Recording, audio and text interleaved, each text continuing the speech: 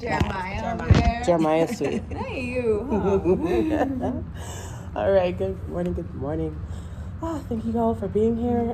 Just a review of our norms that we've established where it's equal speaking time, so all voices are heard, respect of all thoughts and opinions, and to be open-minded. Right? So last time when we met, we went over a survey that we were going to use to ask students. We got approval from admin to send it out. And so I haven't checked the results yet. I sent it out through email. I only got like 5. And so yesterday we did have a BSU meeting. So QR coded. Hopefully I got some more responses to that. But, all right. So then we also talked about we talked about Thrively lessons, and we also talked about on October 10th, training for teachers. So that's kind of where we left off. But I know that you have an update in regards to 1010, that training for teachers. Did you want to kind of give us an update on that and the concerns that are? I mean, it's not a great update. It's not right. a good news, bad news situation. So I did reach out to that person. So it was really, I wanted to work with the person that has already worked at our school and knows the culture a little bit more. So she got back to me right away, and I discussed like possibly her coming to this meeting. She was like, no, I think it's too last minute. I don't think I'll be able to make it. Okay. She's like, but what are you looking to really, what kind of help are you wanting from us? And I explained our situation, and she said that even the October 10th date, she's like, that's too soon. And then she did say for future reference, our trainings, I mean, the smallest amount of time that we could do a training would be like approximately an hour and a half. If we're really going to commit to this, like it would have to be an hour and a half. She's like, but realistically, like our trainings are like a day long. That's just a best practice, but she's like, I could squeeze something in at this timeline. So anyway, then I got another email, and then that email from OC Human Relations spoke about money, like paying them, and I was like, oh wait, back it up. Let me go to Chuck about this. And once I spoke to Chuck about this, he was confused about the October 10th date. He didn't know we were doing something. I told him, yes, I spoke to Christian Garcia. We're gonna do something. I'm just not sure what it is yet. Chuck did want me to let you guys know that there is, I think maybe you already know this, that their OC Human Relations is going to train a good amount of people, like 15 to 20 people, on implicit bias and other racial issues. And his hopes is that those people that are trained become trainers, like that we could come back with that information to our faculty. But that's not going to happen until November. And he wanted me to just come to this meeting and let you guys know that we're priority. So if we are wanting to go to that training in November, that just let me know and we'll be priority, and then we'll put it out to the rest of the staff. Oh, yeah. So it sounds like for sure, and Russell probably for sure, right? Yeah, no, awesome. I think that's a good start, you know. I know like things are moving and everybody's busy, so I think that's a good start. I didn't know we were thinking about doing implicit bias through Thrively, so I was at a meeting yesterday. I'm part of the community engagement initiative, and we had a big kickoff yesterday, and the focus was on there's a new one, equity, equality, I don't know, but anyways, we did a whole component on safe space, brave space. So this movement from safe space to a brave space. That's cool. And it's really, really cool. And there was a whole article on it, but at the same time they had a really neat, safe space, and then, this is how we can have like social norms in a safe space, but this is what a brave space means. And I thought that would be something that would be really neat to talk about at the workshop, Mm-hmm. and I'm going to share it all with you. It was till 6:30 last night. Oh, I wow. didn't get home. It was a late one. And so I have all the stuff. I'm going to share it out with you guys today. Mm-hmm. But I just thought that could be something, because we talked about that October 10th kind of being, on, how the teacher can feel more comfortable leading something like the Thrively lessons. And I really like that idea of safe space, brave space. So I can share that with you guys and see how you guys think. I'll share all the things that they gave us. Nice. So what's the plan for 10-10? Like how much? It's 30 minutes. 30 minutes, okay. So it'll be 30-minute rotations, and you'll see you'll do it 3 times. So I know Mr. Davis also emailed me saying, I thought you guys were doing the Thrively BLM lessons, but then I told him, I said, once I looked at it, those are 30 minutes long. So it wasn't something we could do, on an advisement unless we did some type of, again, modified advisement time, no announcement, just, the 23 minutes, but even at that, those lessons are 30 minutes long.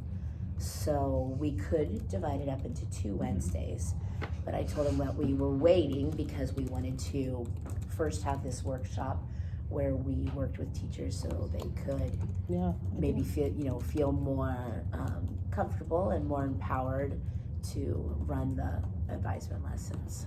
And I think it's a good idea, because I think teachers need to feel more comfortable first before we, open this up, to the students and things like that. So I think that's a good idea.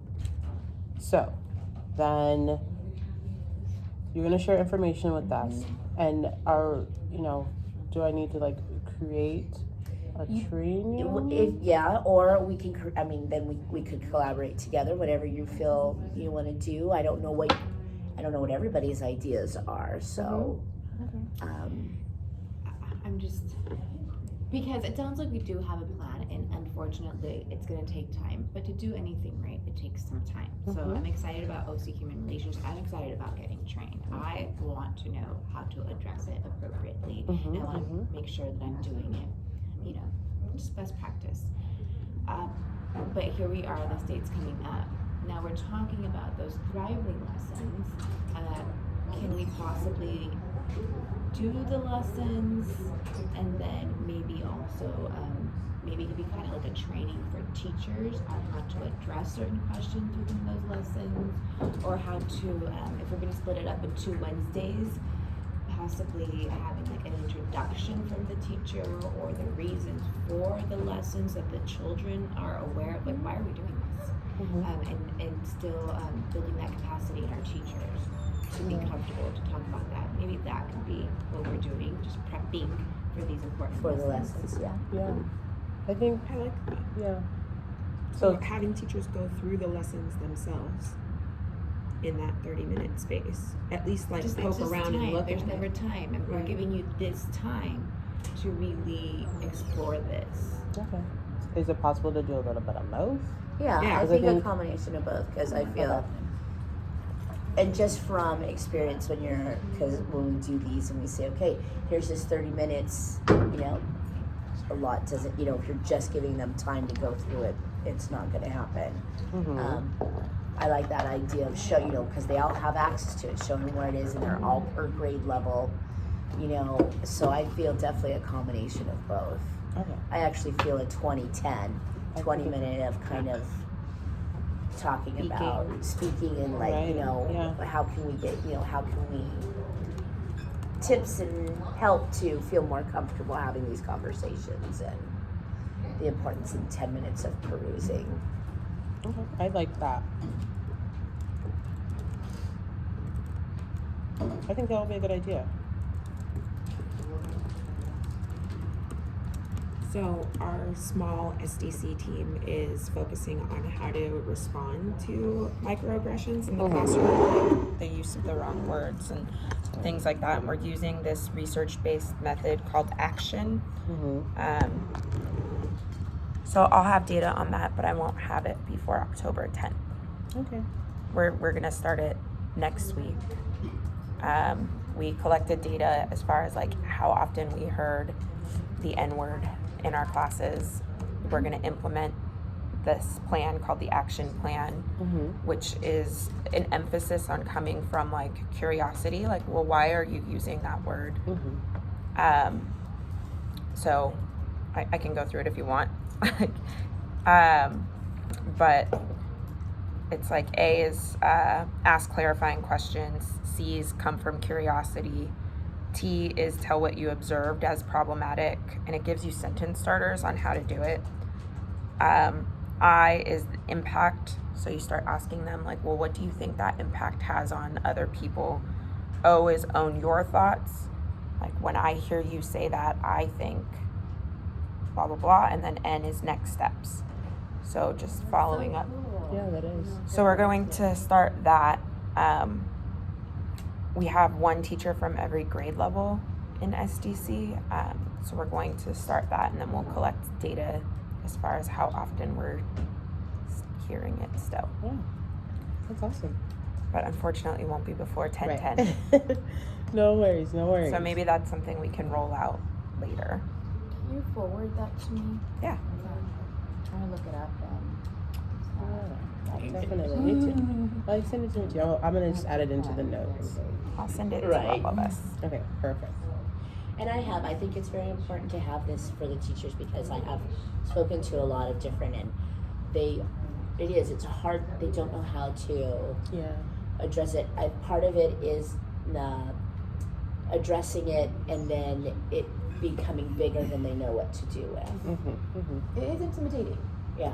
Yeah, people are going to be apprehensive, and that's our issue, and that's why we're not really addressing certain things, because I really do feel that teachers want to be supportive, and there's that apprehension because am I really able to do this? Yeah, no, definitely. Thank you for sharing that with us.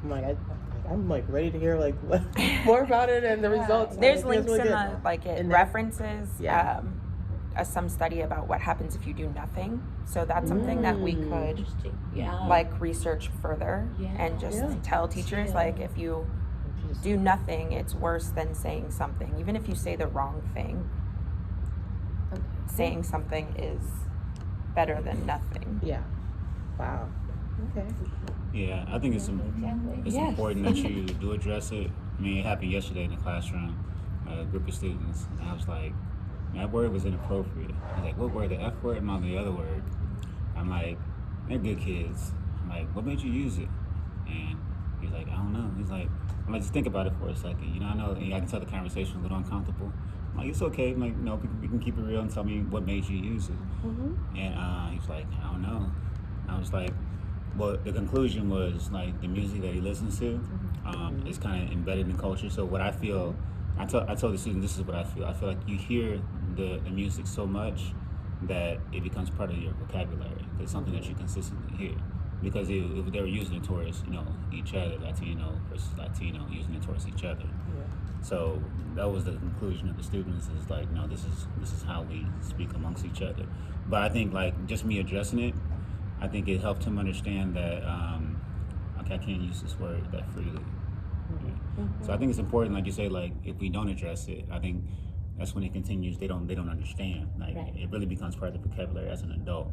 But when you do address it, and you address it coming from a loving perspective, I think they take more insight in that. Yeah. And I think you're right because I feel that in teachers, but when you address it, any type of derogatory comment, then the students like, well, what's wrong with it? Like, and you hear that a lot, especially still, like with the word gay as well. You hear it all the time. Like, well, what's wrong? Because it's become so much just their normal vocabulary, and nobody's addressed or let or inform them, educated them why that is not appropriate vocabulary. Yeah, I'm doing a podcast with Mr. Esparza over at South. I send you at the little flyer.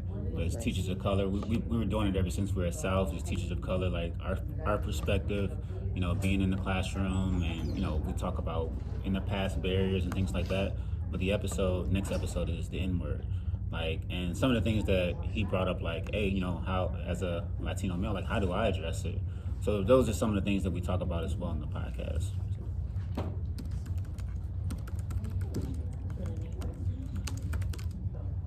But it's not out yet.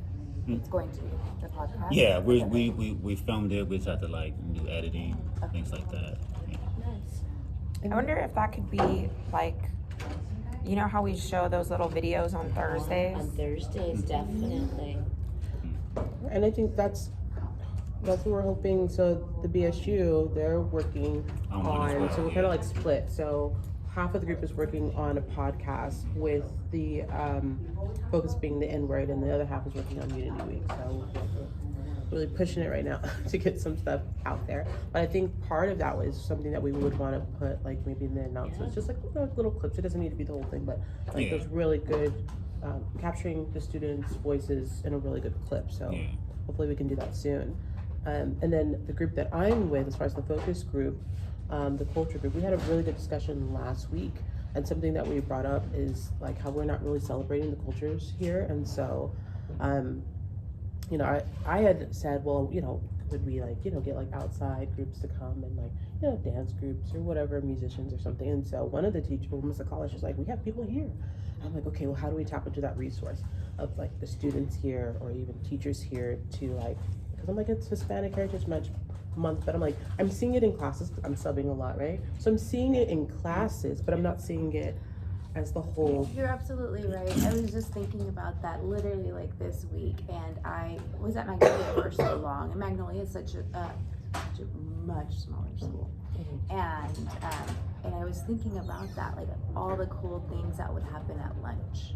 Yeah. Like it was amazing where it was a lot of Spanish, a lot of Spanish music, a lot of Spanish performances, a lot of, we had a big Samoan group, a Right, big yeah. Polynesian group, and like their dances, and I felt like I learned so much about their culture just from our lunch times. It was really, really, really cool. But yeah, we need to build that up. Yeah. What was that We meeting used we to were have just that. in? That there's something like 60 different languages in our district supports like 60 different Yeah. languages. True. But like for us, like on our campus, we're not really seeing, you know, celebrating. And even in Hispanic heritage, it's not just, you know, Mexican, No, but not at all. Salvadorian and Ecuadorian. Our And, biggest you know. population of newcomers right now are coming from Central America. see, I'm like, I had never seen that before. Right, no. 5 years. A lot right now. So many of our newcomers are from Central America. I'm like, I don't know if we can like start to do something like, I don't know, once a month just to like celebrate these, you know, different cultures or something, or even add like little clips into advisement, you know, like, hey, it's Hispanic Heritage Month. Yeah, and you can see things, there's so many like videos online and, you At know, Magnolia, it was really the club advisors. it was the club advisors. Yep.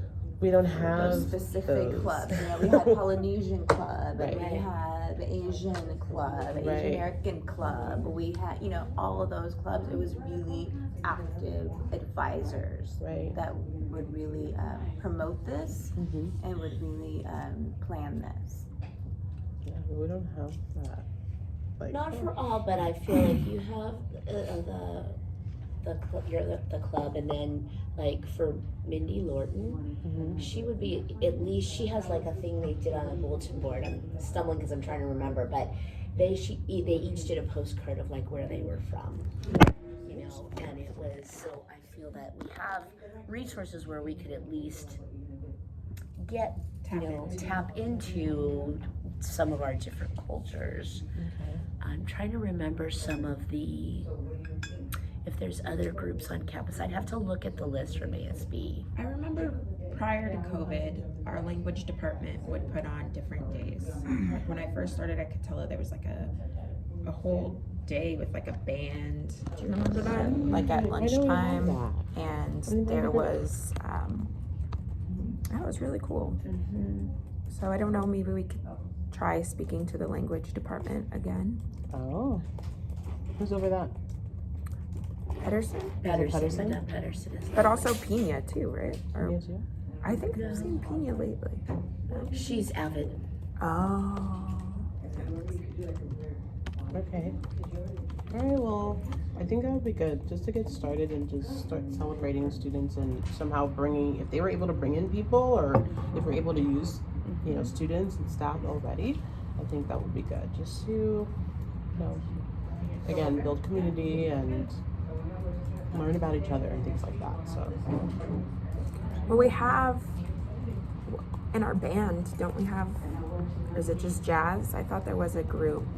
Maybe I'm thinking of something different, like a. Harlan didn't say anything. Harlan was in the group, so Okay. he didn't say anything. But maybe I'll ask him specifically, So maybe, because maybe there are students that, they just are not together and they just need to be Right. formed. So, Right. I think that's a lot of good stuff.